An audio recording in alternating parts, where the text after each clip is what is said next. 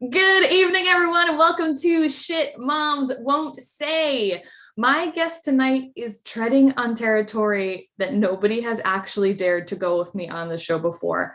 You are looking at a very, very pregnant woman. She is 33 weeks pregnant. She is not yet a physical mom.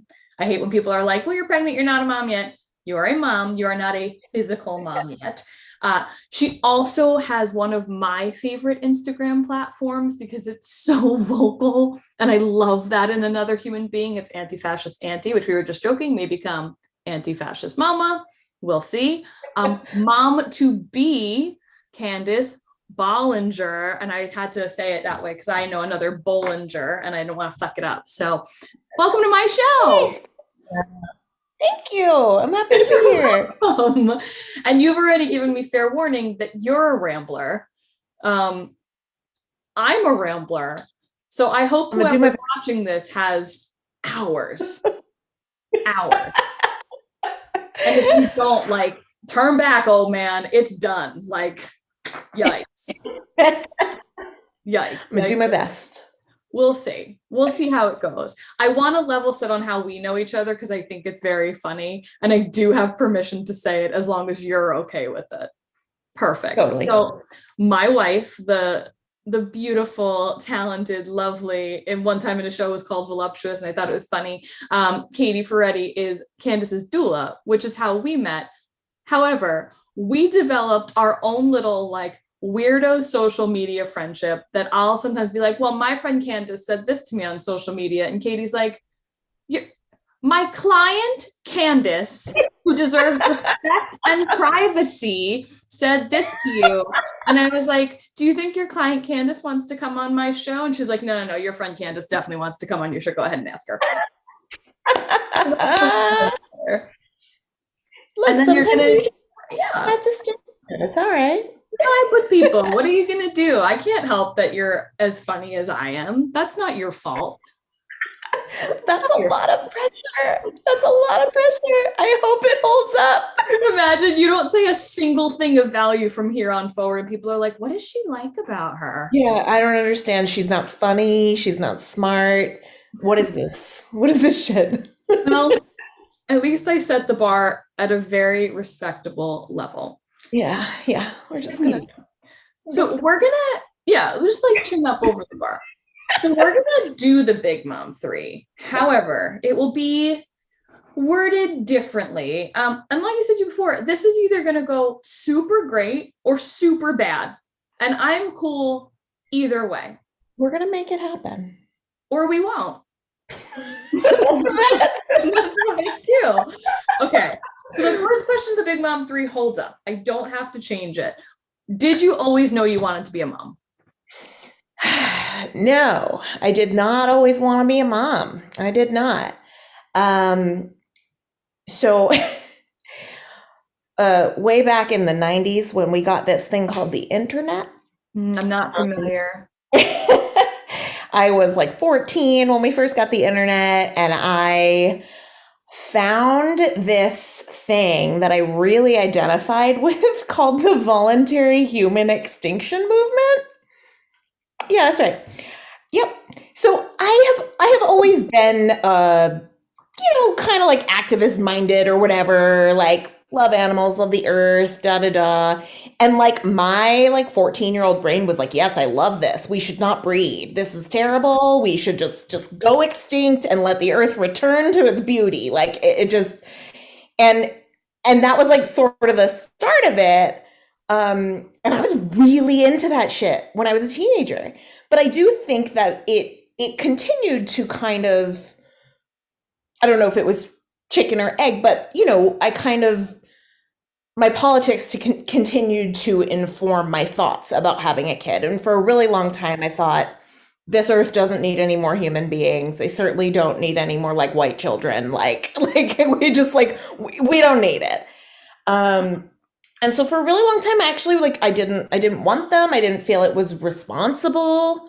And honestly, even after meeting my partner for several years, a lot of people are like, oh, once you might meet the right person, then you'll want them.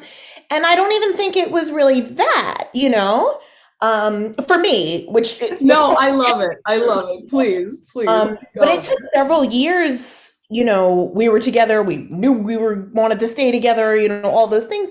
It took several years, and I think it's something about the evolution of my politics, maybe that like it came to be, and not that like my kid's gonna save the world or anything, but that like you do need solid people raising solid kids that have good ethics and might be able to keep the world moving in the right direction. It's no surprise to anyone that it's a bit complicated on Earth, and what do you mean? Things are fine. And it started to kind of change for that reason of like, no, like maybe it would be good for like solid people with solid ethics to have a kid, but just one for me.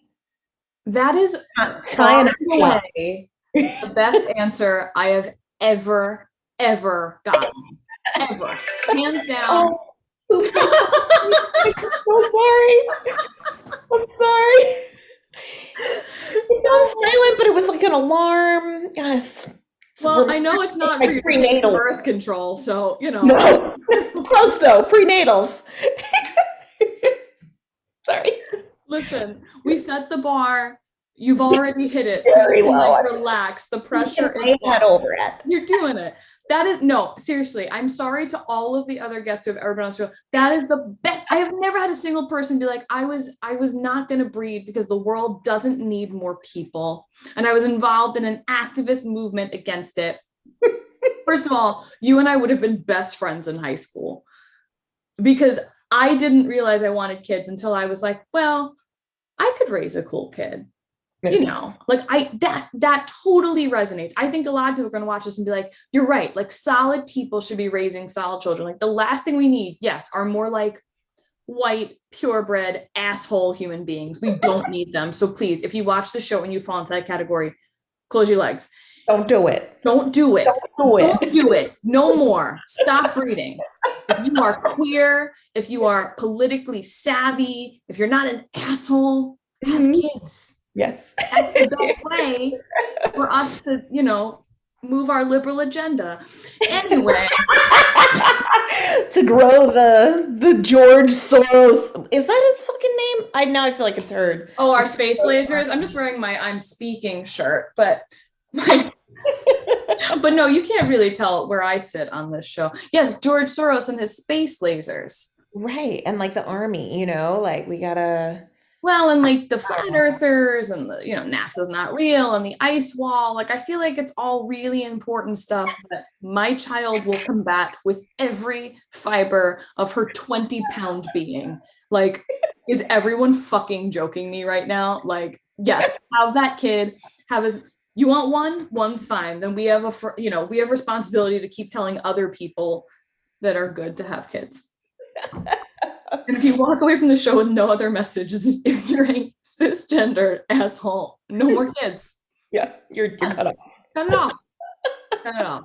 I think I'm going to lose a lot of followers from that. I feel like this is getting a little problematic. No, I love it. I think it's all right. Let's and now this is where we can get even more problematic. I'm very excited. So I do have to rephrase the second question of the Big Mom 3. I think I have it. Okay. So the regular question is, what is the shittiest or most backhanded piece of advice you ever gotten from another mother or parent? Mm-hmm. I want that question answered. I want it answered as somebody who is pregnant. Like, what are people saying to you that you're like, please, like, that is not helpful. Please stop fucking saying that to me. Like, what can you not stand right now? And like, I'm sure the list is long. So. Oh, I know what I want to say. And I feel like it's a little sticky, but I'm going to say it anyway. Can we just not talk about my body, period? What it looks like, you know what I mean? Like different in terms of, how are you feeling? All of those things, super cool. But can we just like not talk about how my body looks? You don't Like, want people saying like, but Candace, your boobs got so big. Look at your stomach. Oh my God, your ass and your legs, they have to hurt. You really put on weight. You don't want that? even the like positive stuff is still like, okay, so then what happens when like I'm not carrying well? You know? That's what I'm gonna say. You become a troll. It's really like, it's so uncomfortable. And it's like, why do we feel like we have like access to like comment on people's bodies ever? Really, ever. Yes, ever. And particularly when we're like doing this fucking hard thing that like gives you a lot of feelings. Like, can we just not talk about my body? That would be great. Ask me how I'm feeling. Tell me I look really happy. Tell me, you know, like whatever. Like, and I think it would be great if we could move towards that in general. And I try and do that particularly with other women in my life. Like, you know, compliment on like the fact that like you seem like you're doing really great. You feel like, I feel like you're like really glowing with joy right now. Like, tell me what's going on with your life. Like, you know, complimenting people on those sorts of things rather than like this thing that like sadly anyone socialized as a woman is, you know, we've been dealing with this crap our whole lives. Like, what people think about our body. Is it good? Is it bad? And then like, where does that go in our brain? And what are we doing to ourselves as a result? Like, could we just like not talk about it? Could we just be like neutral? Yes. And not discuss my fucking body? I love it. It's growing a person. That's cool. Compliment me on that. Yeah. Like, you're growing a person. That's fucking awesome. Really cool. Not like how you're carrying so nicely, or like, oh, like you're really high, I bet it's a boy, or you're really this, da da da. Like, no. How about like we just like and like all the old wives' tales too. They're like, oh, she stole your beauty. What?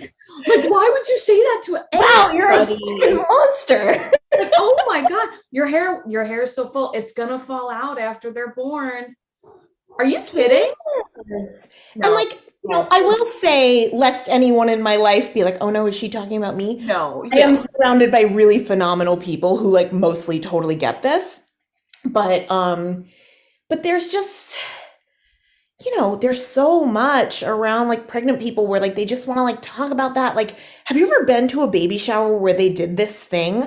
I went to a baby shower once and like there was like a like, let's guess how big or round mom is. And it was like a fucking tape measurer. I want to die. Like, I don't want to live anymore. I'd like to end this here, jump off my roof and move on. But like, how big are you going to get?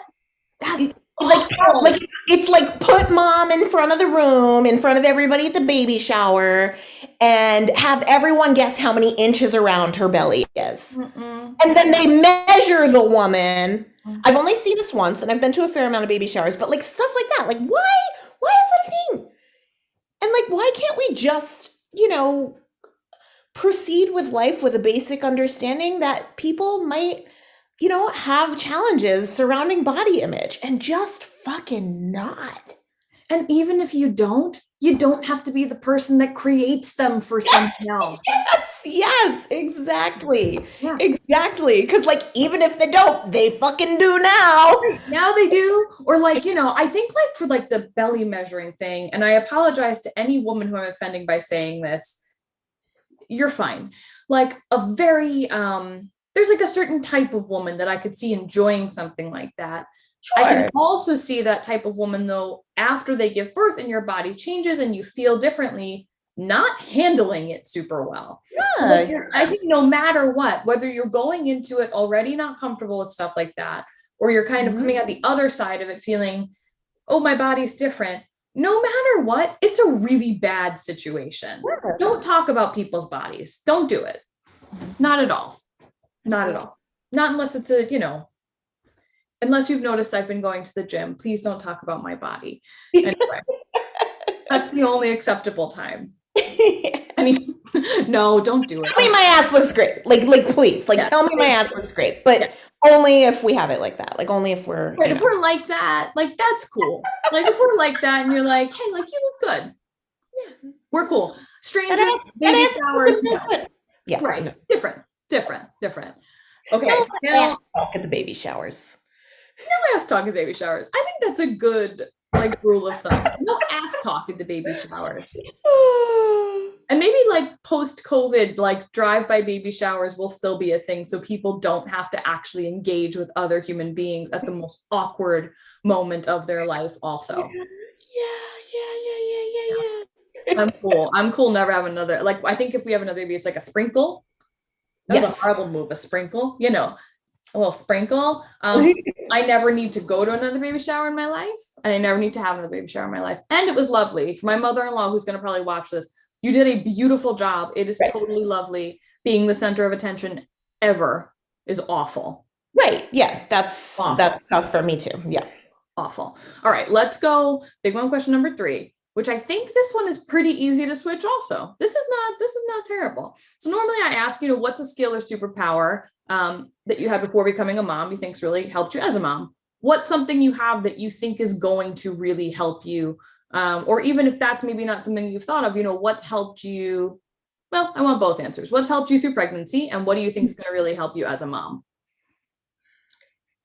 All right. I will go with the what I think is going to help me as a mom first. Okay. So, which is sort of out of order chronologically.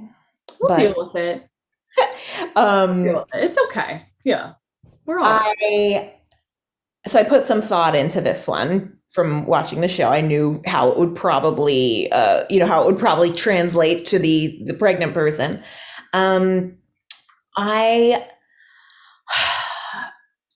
As you may have figured out from the internet, I have a lot of feelings. And I am a really painfully empathetic person at times, in that I take on other people's stuff, to a fault almost. Sure. But throughout my life, I have grown to accept that and realize that in, a lot of ways, that's, to me, it's kind of a blessing. That's not really a word I use, but for lack of a better word, because I think it makes me be able to relate to people better and, be, and so I think about that a lot in the context of parenting. I have all these really amazing parents around me, and I see how they're raising their kids, and I've been absorbing, a lot of what I've seen. And I think that that'll really help me in terms of, and feel free to laugh at my expense a few months from now when I'm losing my mind. But I think it'll really help me, patience wise, and, being able to understand that, kids are going to go through some stuff as they grow, and, particularly before they have the language to explain how they're feeling, that I feel like in a big way that sensitivity will help me be a better parent. It'll probably make it harder at times too, but, be able to, get on their level, empathize, just be more understanding and patient. At least that's the hope. So I don't think we're going to laugh at you in a few months from now, because I had to tell you, and I think it's a great answer. And I think if it's something that you're mindful about, and it seems like you are mindful about it, and you're very cognizant of it, it will help you tremendously. It's something, and there's a great page on Instagram called Big Little Feelings. And it's really sort of all about that. These kids, and I ranted about this a few weeks ago, when parents post pictures of their kids, crying on the internet. I hate it. To them in that moment, yes, at 35, can I look at my kid and be like, oh my God, you're crying about I don't know, fucking Olaf not being on the TV at the right time? Sure. Right. To her, she can't tell me well, I want to watch this part and here's why I want to watch it. And I love when he does this and da-da-da. It's very frustrating. So we're mindful of I'm not going to take a picture of her having a fucking meltdown in Moe's. Yeah. Now that we're allowed out of the house because we're vaccinated, because vaccines work. Anyway, so what do I know? Science. But you know what I mean? So I think that's a wonderful thing to go in with, because Katie had to kind of say that to me before we became parents, was we should think about this. And I think you already going in with that, I don't think anybody's going to be able to laugh at you in a couple months, because that shit works. Look, who That's knows? if it works. Every kid is You never different. know. Who knows? Your kid could be a total asshole and we may end up laughing at you. I'm not sure. That's what I'm saying. You never know. You could get stuck with a real asshole. Yeah, no, it has nothing to do with the parents at all. Nothing at all. So I'm sure in a couple of months from now, I'm going to be like, remember when you said that you were going to be really empathetic towards your kid? Yeah. And I'm like, so cute. Kid's an asshole. Kid's an asshole. Your kid sucks. Yeah, I don't think that's going to happen. I don't think it's hope not. It's probably not. Probably not. But, I would imagine being managing your expectations, Yes. Keep your expectations low and everything else will be super fun. Look, that's what I think is doing me well, in pregnancy, to get into that other question. This is the thing that I have been working on in therapy a lot lately. And I think it is what has helped me through pregnancy and all of its challenges. You got to manage your expectations. You can have old, what is it? Under promise, over deliver, Yeah. I have like a very challenging family dynamic at times. And it's the only way to survive some crazy shit is just to be like, look, I know what to expect here, and if things go better, that's great. But let me have a base level of reality. I can have my ideals, but know that that's not always going to work out that way. And I feel that way about parenting, about birth, about, relationships, all of it. I can have my ideals and I can do the footwork and try and, whatever. But at the end of the day, got to manage your expectations because shit could change at any moment. I think you're ready to be a mom. I don't know how to break it to you. I think you're going to do great. I'm saying that now, but you'll be up. You'll be up crying at 3:00 in the morning because you think your kid's choking to death when she's really just breathing. So I get it. You'll be fine. Managing my expectations. Yeah, just manage your expectations. Keep them really low, and they're generally not dying. That was mild. I was like, is she dying? Yeah. He was like, no. Are you sure? She got a bug bite today for the first time on her arm, and all day she's going like this to me, showing me the bug bite. And I was like, what if this is more than a bug bite? And my friend Katie Casson Photography, and she's like, what else is it?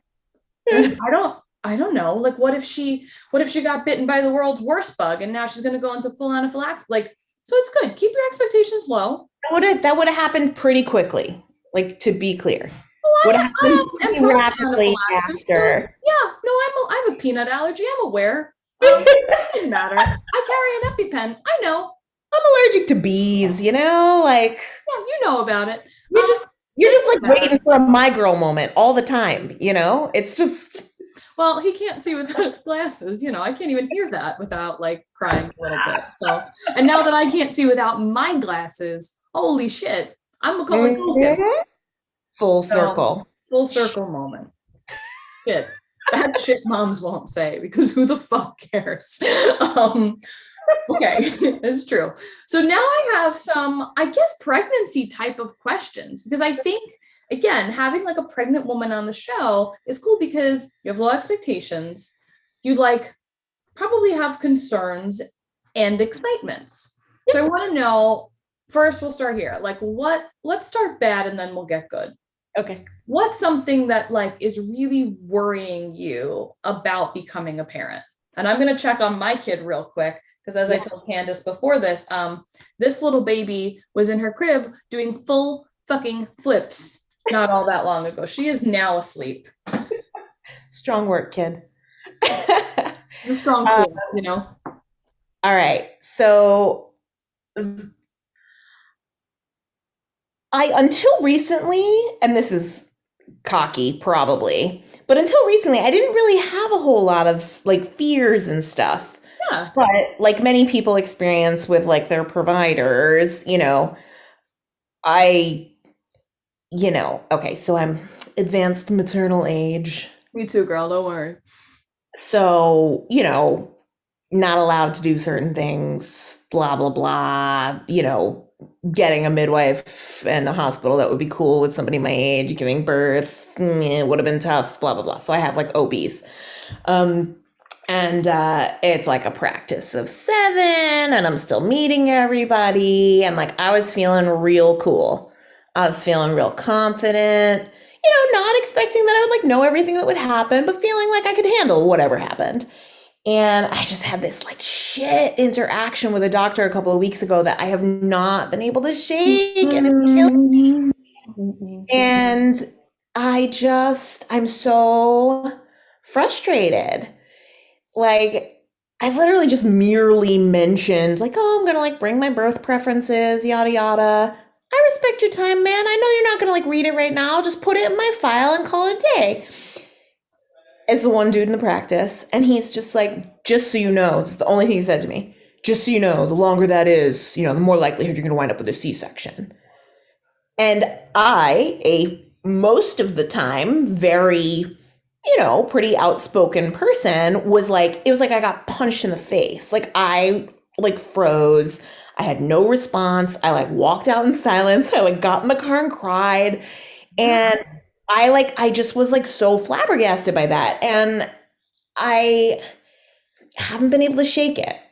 And I like kind of addressed it in my last appointment, and I'll get there and I'll probably like, try and address it more, with the practice. But it was just like, wow, it's amazing like what a shitty practitioner can like do, like how much you can like undo. Here I am. I'm like, I have this great doula. I'm taking pretty good. I like her. Childbirth class that I'm really excited about, and it's like really empowering, and doing all this research and feeling really good about this whole situation, that like whatever happens, we're gonna be able to handle it. And then that happened, and I feel like I got fucking punched in the face, and I'm so mad because I'm not the kind of person who doesn't speak up about shit, and now I feel like a fucking wiener. First of all, thank you for using the word wiener on myself. More importantly, and I will step up on my soapbox and off of my soapbox very fast. It will be a brief soapbox. Yeah. Medical care for pregnant people is abysmal in America. It is abysmal. And because my wife is a doula, as some of you may know, I hear horror stories, and that's not to scare you, obviously. And I know she shares. So it's not like I'm like, Candace, guess what happened? Like, it's everything's a nightmare. Good luck. Nightmare. Oh, it's never successful. No, are you kidding? Like, it's things like that when like a client will come to her and say, my doctor said this to me. My advanced maternal age won't allow me to have a midwife. Why? Like, it's so many things like that like it's convenience. Yeah. Like, that's why having a doula or that extra support or a great partner or like or surrounding yourself with people that understand your choices and your preferences is so important, because the medical care, they're getting paid by the baby. Lunch in and out. So anyway, your birth experience. They don't give a fuck about your birth experience. They're like, oh, good, another baby, $4 million. Like, they don't give a shit. And like, if you have a good provider, like we happened to love our doctor last time. I don't know if we'll use her again. Like, now you kind of like, the more you kind of educate and figure out what you like. Sure. Greatest provider is still, right. Especially with Katie being like in the birth world, she gets all the hot tips. She gets all the hot tips, and we have our own doula who I love too. Like, you need that support. But I will step off of my soapbox. I will not go on a full rant about medical care in America, mostly because I could probably save it for a Friday and fill a spot. Okay, so anyway, let's go to the positive. Yay, positive stuff. What are you most excited about aside from like meeting your baby? Because that's fucking obvious, right? Obvious. Yeah.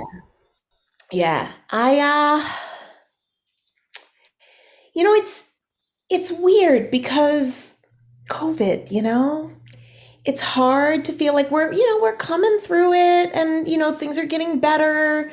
We're both vaccinated, that baby's gonna have those antibodies, but it's a little tough, if I'm honest, to feel truly excited I get it. you know? It's not the And that normal sucks. experience. Right, Yeah. right. And, in many ways, like it has, allowed me to take better care of myself. Like I've been out of work since the beginning of the pandemic, and, we're lucky in that we've been able to survive that way.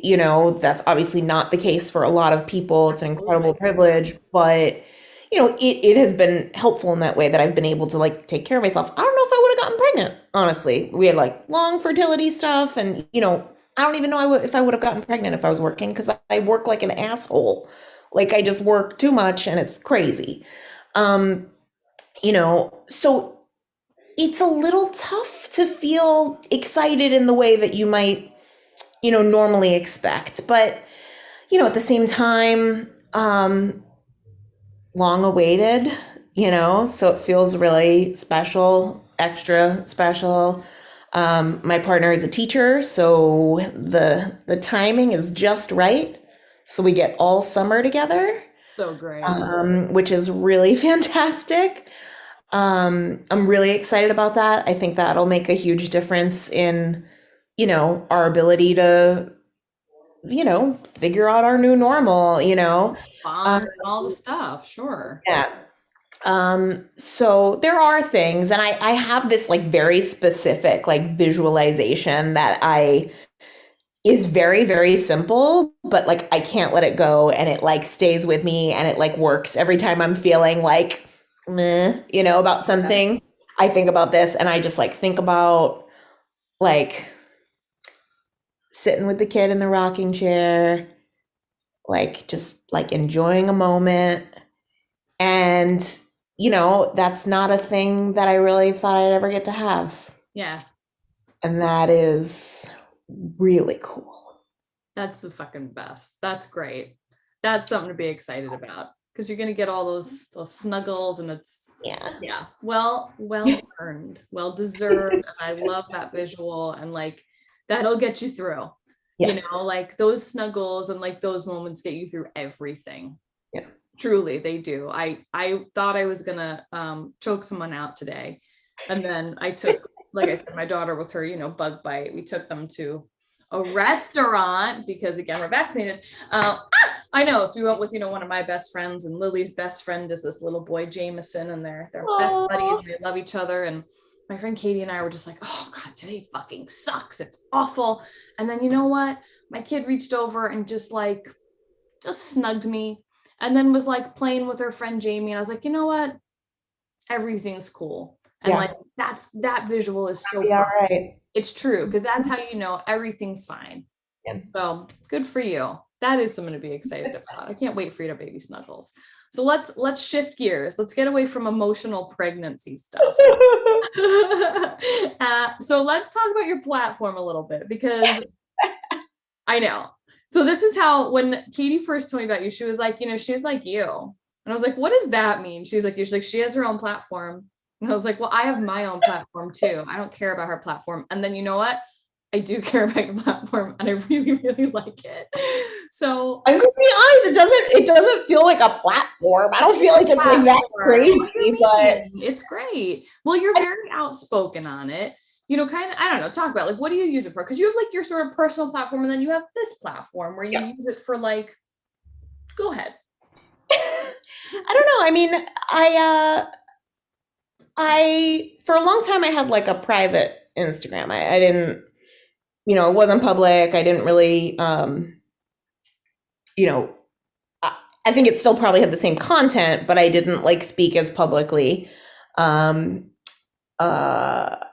and a friend who does have like a big platform started sharing about my dog, and everyone started requesting my Instagram friendship. And I was like, and that was when I opened it up, because I was like, everybody loves my fucking dog. I understand. He's great.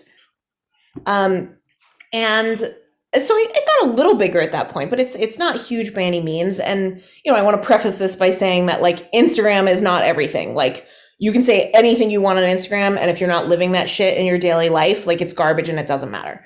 I think it's called fake woke. Yeah, it's yeah.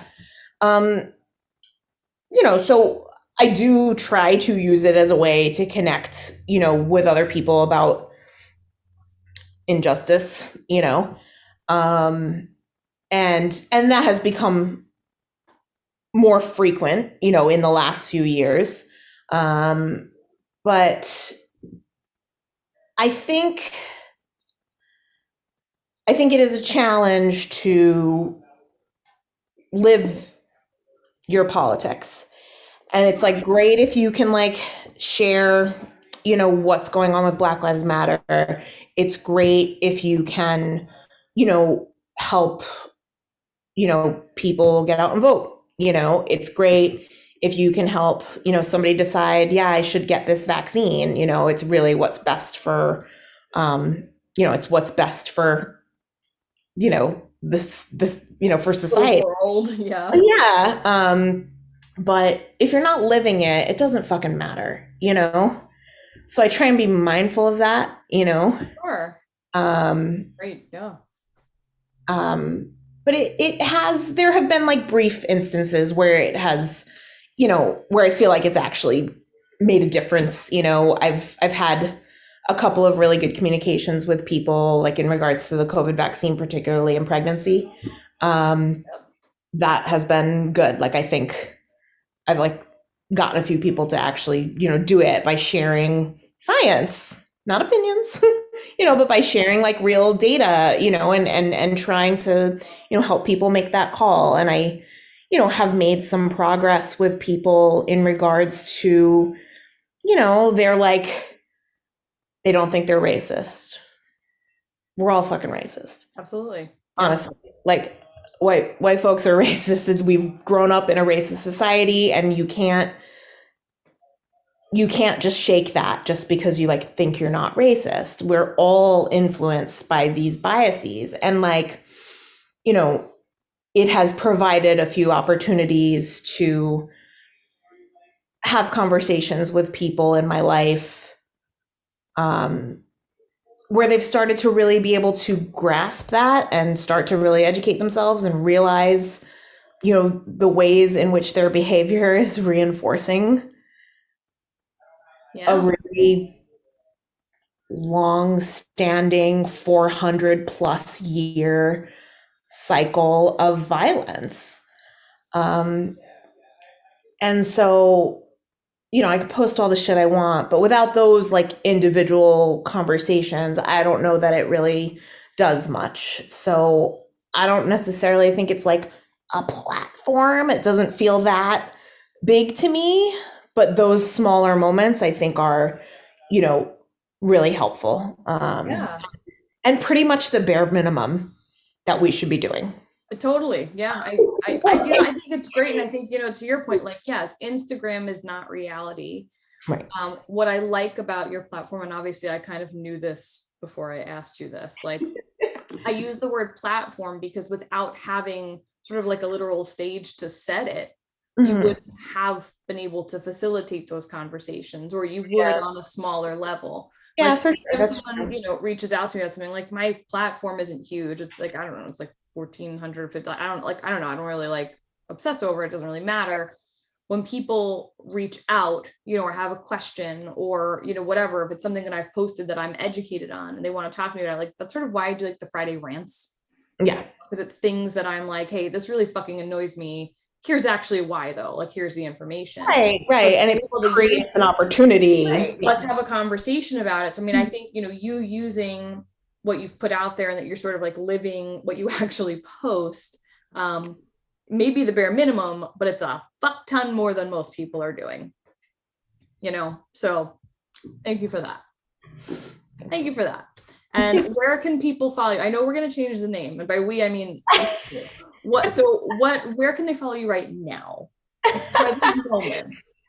So my Instagram is Anti-Fascist Auntie. Prior to this whole pregnancy thing, I've been an aunt for a real long time. I've got a niece and 5 nephews ranging from 20 to 13. Wow. And they're the friggin' lights of my life. So we were joking before we started recording about like, is it going to be Anti-Fascist Mama? But I think Anti-Fascist Auntie is real fucking cute. I might have to skip it. Works. You know? And then if you like choose to not share your kid, there's like no pressure to. Yeah. For sure. And I don't think that we really will on my like public Instagram. I have a private Instagram because I've thought a lot about, that sort of thing, like how much do I want my kid on the internet and like whatever. Yeah. Nothing's really private once it's on the internet, but don't need to like broadcast pictures of my kid's face to. Sure. Unless it's like, and especially like if it's not like specifically curated for a specific thing at a specific time. Right. And to be clear, that's like not a judgment on anybody else, but it's just like, for me, conversations that I've had with my partner, like, I think that I'll probably do that to a little private Insta. Oh, yeah. But I broke the wall and I did discuss, my pregnancy on my public Instagram when I got vaccinated. That was the first time that I talked about it publicly because I felt like that was, a point where it could be really useful. It was a hard decision for me to make, with limited data and so on and so forth. And once I felt like we had the data, it was like, okay, I want to talk about this now because it's helpful. And it is a hard decision when there's limited data, for like a pregnant person who's been trying for fucking 400 years, it's like, well, that's a long time. But that's almost as long as racism, 400. Jesus Christ.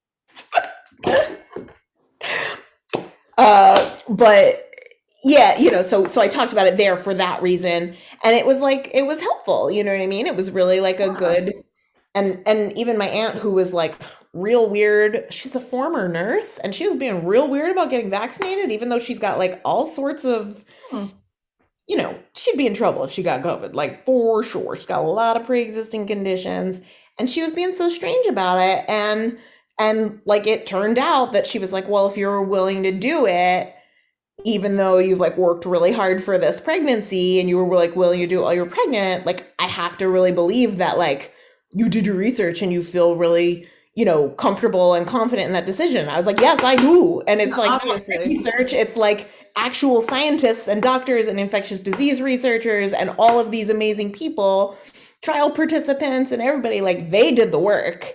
Yes. I just got the data and was like, okay, I'm ready, Well, and it helped. So here we are, full vax. It got kind of a cuckoo bird to, go and get vaccinated. So that's great. That's a success.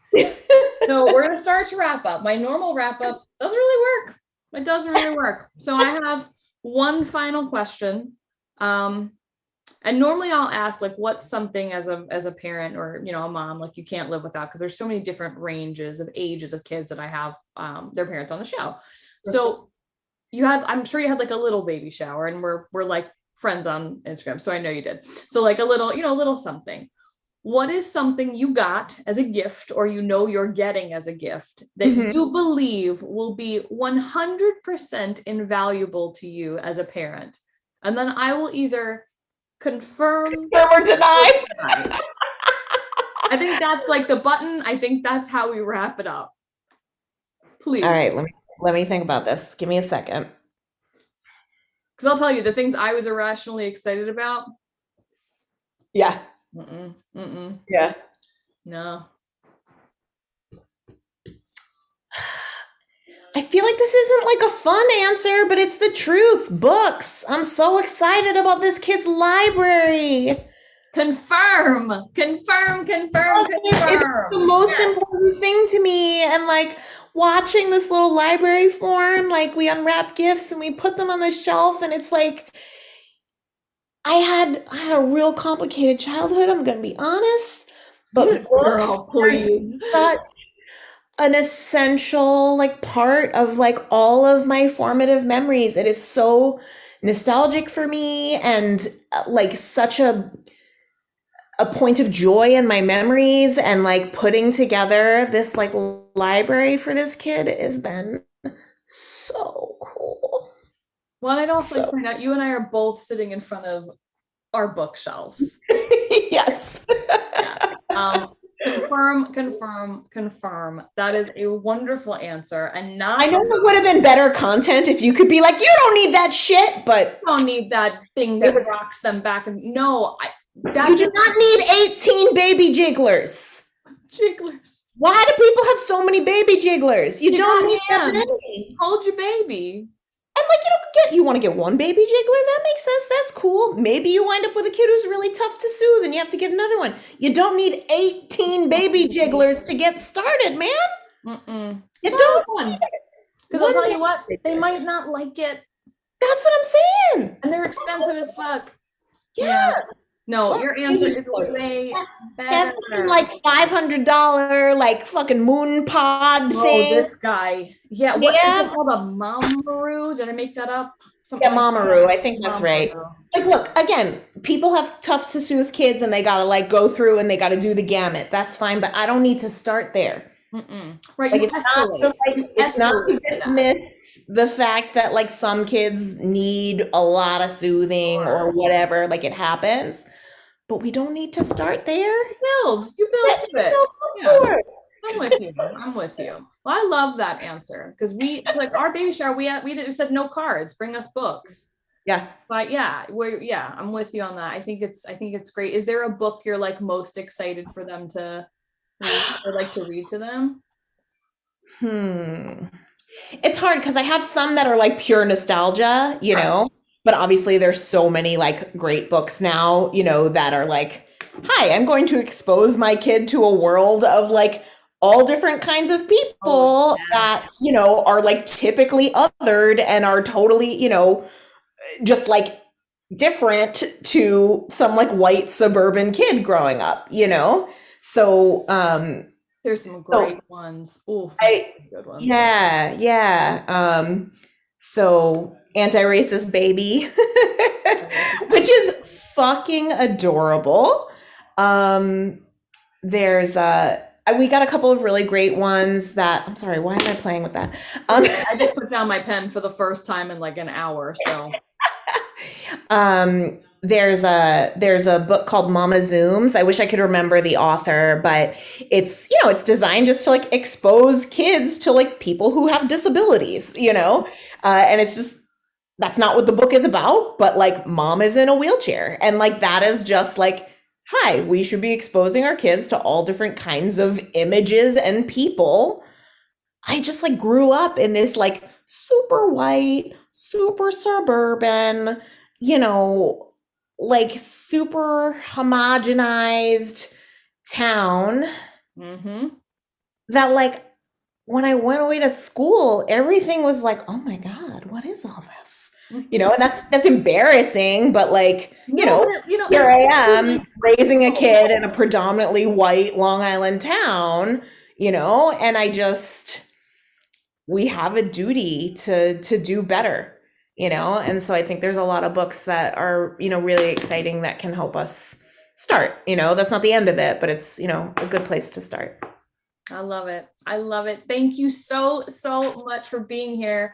And what's very funny is I believe by the time this airs, and I didn't want to say this at the beginning, just in case you're like an emotional pregnant train wreck.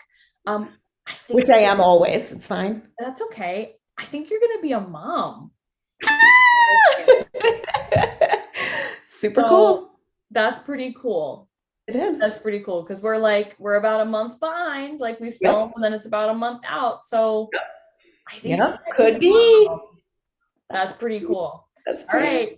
Well, listen, thank you so much again. And thank you for tuning into Shit Moms Won't Say. We'll see you next week.